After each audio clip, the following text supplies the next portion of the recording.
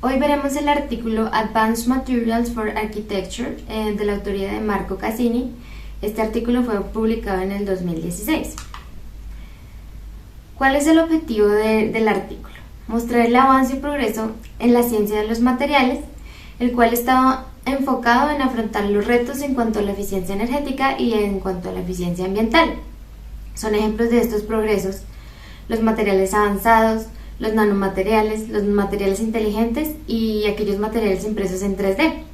Es por esto que el artículo se centra en exponer sus tendencias, innovaciones e ilustra también las propiedades y aplicaciones en el sector constructivo de estos. Lo primero que debemos conocer es la clasificación de los materiales. Puede ser según su composición, según sus propiedades técnicas, según su componente de sostenibilidad, según su función y por último, según su escala también. Una de las principales clasificaciones es la clasificación según su composición. Ya lo vimos con el profesor Lamus en el primer módulo, pero quisiera hacer un repaso que hace también este artículo. En primer lugar están los materiales metálicos, que a su vez se dividen en ferrosos y no ferrosos. Estos materiales cuentan con una estructura cristalina con átomos organizados de manera regular. Los materiales cerámicos pueden ser inorgánicos, cuentan con estructuras cristalinas amorfas o mixtas, y en estos podemos encontrar óxidos y silicatos. Los materiales poliméricos se caracterizan por sus largas cadenas de redes o moléculas que comúnmente contienen carbono. Pueden ser de origen natural o de origen sintético. Finalmente tenemos los compuestos que se caracterizan por dos partes, una matriz y una base fibrosa llamada también refuerzo. Estos se clasifican por el tipo de matriz. Aquí hay una diferencia con el libro que vimos con el profesor Lamus, pues en este libro se incluyen aparte los biomateriales y la tierra. Ahora bien, metámonos en el tema de qué son los materiales avanzados, Advanced Materials. Estos materiales son derivados de la modificación de materiales existentes, poseen nuevas características y tienen características y propiedades técnicas mejoradas. Su función principal está en la contribución de la optimización energética y eficiencia medioambiental. Esto lo podemos ver en todo el ciclo de vida que es sostenible en los materiales. También producen nuevos productos o tecnologías y pues como se dijo anteriormente, ya que son propiedades nuevas y mejoradas, hay toda una gama de propiedades que podemos ver, ¿cierto? Está la mayor resistencia mecánica, mayor dureza, compactación, mejores tiempos de curado, mejor conductividad. Y en cuanto a las nuevas, las anteriores fueron las mejoradas. En las nuevas podemos ver la autorreparación, la purificación del aire, también podemos encontrar efectos antimanchas, antihielos, monitoreo a tiempo real de las estructuras, que sería más como un nuevo sistema, el cromogenismo, entre otras nuevas propiedades adquiridas. Bueno, el siguiente tema del que ahonda el artículo de Cassini es los nanomateriales. Esto relacionado también con la nanotecnología y las nanociencias. ¿De qué escala estamos hablando cuando hablamos de nanotecnología? Hablamos de 0 a 100 nanómetros, lo cual es una escala muy pequeña. Los nanomateriales modifican su estructura y el comportamiento de materiales. Esto genera cambios en sus propiedades y pues a su vez nos brinda muchas más oportunidades de diseño, ¿cierto? Al tener nuevas propiedades que nos dan nuevos usos. Se empieza a hablar también de la nanotecnología. Veamos un poco la historia. A partir de 1959 con el trabajo del físico Richard Feynman, pero no es hasta 1981 y 1986 que aparecen los primeros microscopios que permiten considerar el trabajo a esta escala tan pequeña. Estos son los microscopios de efecto túnel y el microscopio de fuerza atómica.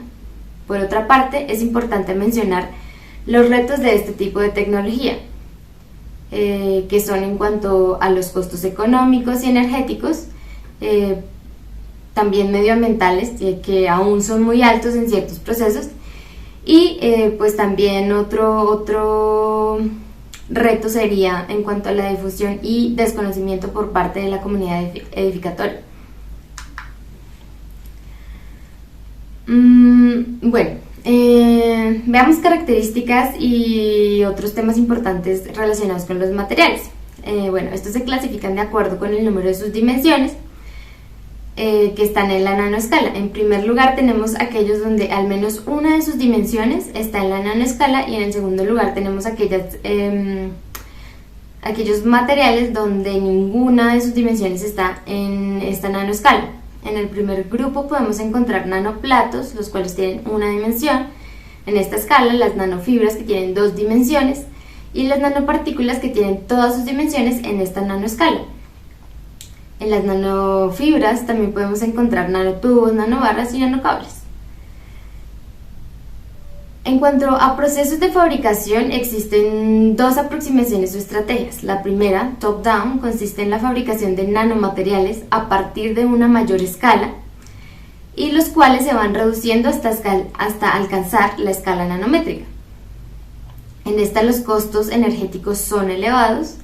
La podemos ver empleada en la industria microelectrónica o en la litografía, donde se exponen materiales a la luz para conseguir los tamaños deseados. La segunda estrategia o manera de fabricación es bottom-up, que consiste en la construcción de estructuras átomo a átomo, molécula a molécula. El grado de miniaturización en esta estrategia es obviamente muy superior al que se puede alcanzar en la estrategia top-down. Bueno, quisiera mencionar las aplicaciones de estos materiales. Vamos a pasar por diferentes familias, digamos. Veremos que su aplicación se da por medio de la creación de nanocompuestos, nanorecubrimientos, o por adición de las nanopartículas a materiales ya existentes. Como podemos ver en la diapositiva, pues ya nos muestran la lista de las posibles mejoras y ejemplos de estas que son los que están en café. Bueno, en el concreto, la nanotecnología optimiza sus propiedades mecánicas, su durabilidad, facilita el mezclado, incrementa la trabajabilidad, también optimiza los tiempos de fraguado, incluso reduce las emisiones de carbono. Se sabe que solo la producción de cemento, como dato curioso, el 8% de las emisiones es responsabilidad de este material.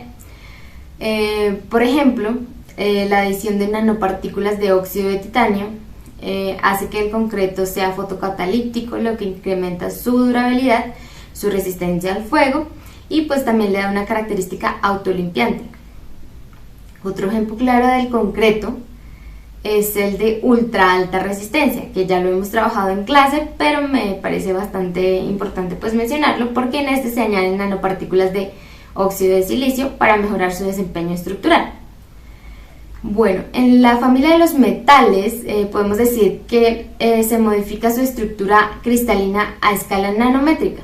Por ejemplo, la añadidura de partículas de cobre ayudan a reducir la oxidación, las de vanadio o molibdenio aumentan su resistencia a la fatiga, las de magnesio y calcio mejoran la soldabilidad, los recubrimientos acrílicos por dispersión con partículas de plata y cobre tienen unos efectos antimicrobianos en los elementos. Bueno, en los plásticos los nanoobjetos son integrados en el compuesto. La matriz es polimérica, mientras que nanotubos y nanoplatos sirven de base o refuerzo. Por ejemplo, las nanopartículas de sílice en el refuerzo incrementan el módulo elástico del material. Los nanotubos de carbón, CNT, incrementan la resistencia a la compresión, y la añadidura de nanopartículas de circonio también le dan cierta resistencia al rayado, que sería este otro ejemplo, ¿cierto? Los nanorecubrimientos de óxido de silicio y titanio le otorgan a los materiales cerámicos, otra familia, propiedades hidrofóbicas en sus superficies. En el caso de los vidrios, los nanorecubrimientos pueden tener efectos antirreflectivos. Otros contienen nanotubos de carbono que mejoran su transmitancia y conductividad, lo que a su vez les otorga la capacidad de absorber o filtrar los rayos ultravioleta. En las nanopinturas, los nanodispersores, como la aplicación de arcillas y nanopartículas de aluminio y sílice, mejoran la viscosidad y la fluidez de las pinturas. De esta manera, por ejemplo, los nanotubos y las nanopartículas de metal agregadas bloquean la radiación electromagnética. Partículas de óxido de metales como zinc, titanio y cerio ayudan a prevenir el desgaste de color producido por la radiación solar. Otro ejemplo muy interesante son las nanocapas de los polímeros que se le ponen a la superficie, que son capaces de variar la longitud de onda, lo que hace que el color reflejado en la superficie pueda cambiar. Bueno, en cuanto a los aislantes, podemos mencionar las nanopinturas utilizadas generalmente en cubiertas o muros para reducir el sobrecalentamiento en épocas de verano.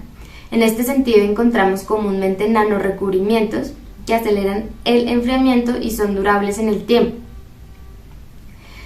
En los adhesivos podemos encontrar principalmente biopolímeros como elastómeros o plásticos termoestables. Un ejemplo podría ser añadir silicatos nanométricos, ayudan a controlar la fluidez de sus adhesivos. Otro ejemplo podría ser adicionar óxidos de materiales metálicos, induce curados electromagnéticos. Aquí me gustaría mencionar un ejemplo del que viene, por ejemplo, estos adhesivos replicados de comportamientos de la naturaleza.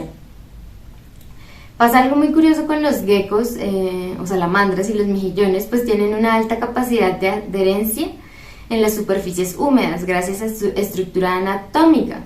Por ejemplo, el gecko tiene una especie de pelos que lo ayudan a adherirse a las superficies, y los mejillones tienen toda una superficie de proteínas de captación que pues se adhieren a la superficie de modo nanométrico casi, ¿cierto?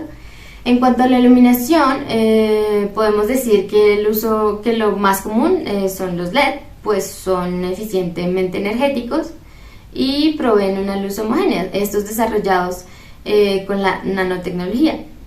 Otros ejemplos de nanomateriales son los paneles fotovoltaicos, pues tienen gran eficiencia a nivel económico y reducen tiempos de instalación y durabilidad con respecto a otros sistemas. Me gustaría mencionar también de otro modo que existen algunos sistemas que utilizan sensores producidos de manera nanométrica, donde se pueden monitorear y estudiar condiciones ambientales y comportamientos estructurales en las edificaciones o los materiales de estas. Pues estos son capaces de interactuar con el ambiente o el usuario material para adecuarse a sus necesidades y pues dar estas respuestas de control y monitoreo que se están buscando. Me gustaría mostrar de manera más gráfica un par de ejemplos. El primero es un concreto con recubrimiento fotocatalíptico, donde gracias a la adición de dióxido de titanio se produce un efecto de autolimpieza. Esto es lo que podemos ver en la imagen. En el otro ejemplo se trata de nanotubos de carbón que son capaces de recuperar el calor perdido, por ejemplo en los paneles actuales. Esto mediante una película con cavidades que atrapan el calor infrarrojo del sol y reducen el ancho de la onda. Esto se traduce en la emisión de fotones que después serán convertidos en electricidad. hay un mayor aprovechamiento energético con respecto a los paneles actuales.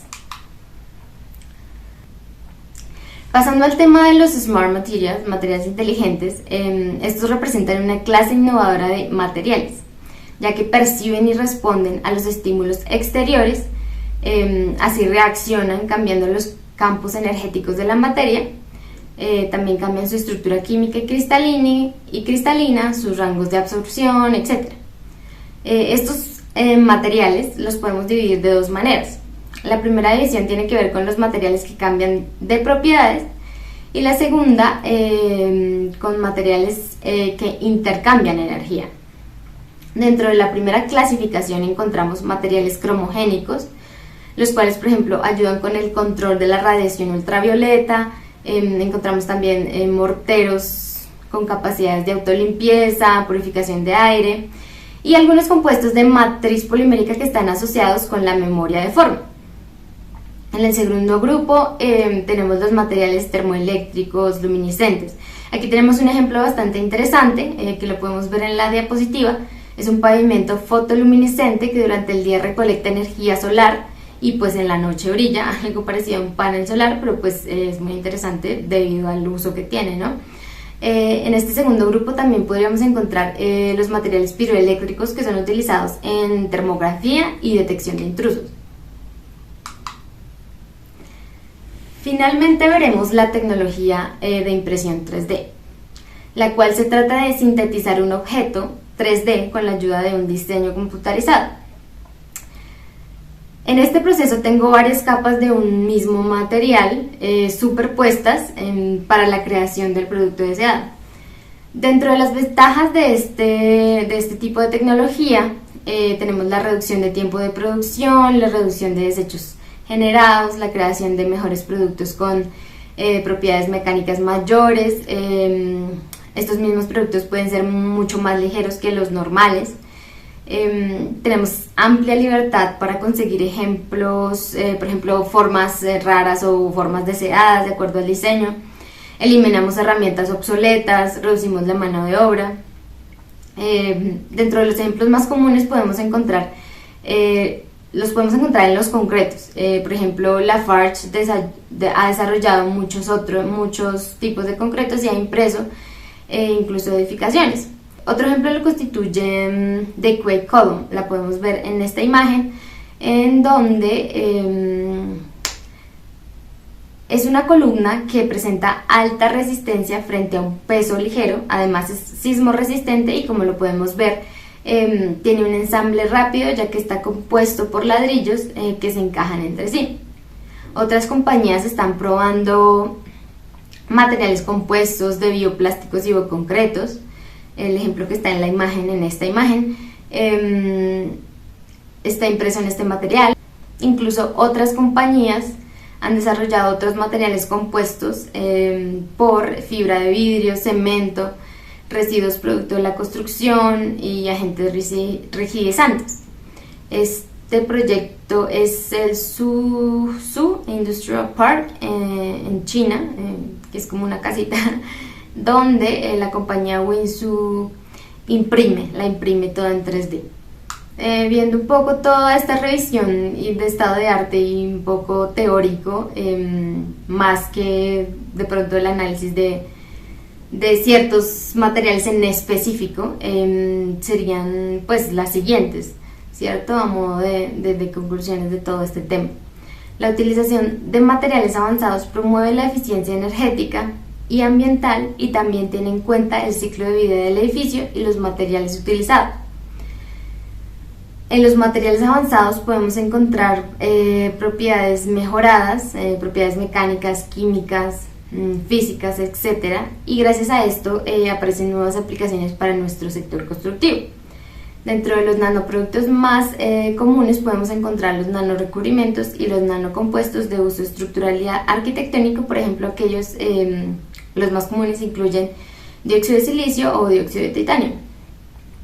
Los materiales inteligentes reaccionan con el medio ambiente y se adaptan igualmente a las consideraciones del uso para el que son requeridos. Elementos impresos en 3D cuentan con un mejoramiento de sus propiedades y abren muchas posibilidades en cuanto a la forma de los productos. Y pues obviamente existen retos en este tipo de materiales que están asociados con su alto costo ambiental, energético, económico. Pues algunos procesos aún son bastante complicados. Y pues en segundo lugar, en cuanto a la estandarización y su inclusión en el mercado y por supuesto la regulación por parte de la ley. Estas son las referencias que he utilizado, obviamente pues el principal, pero encontré otras dentro de las mismas referencias del artículo y otras fuentes de la cual incluí también otra información. Muchas gracias y espero les haya parecido interesante y les haya gustado este tema que nos habla de todo lo nuevo que hay en nuestra industria.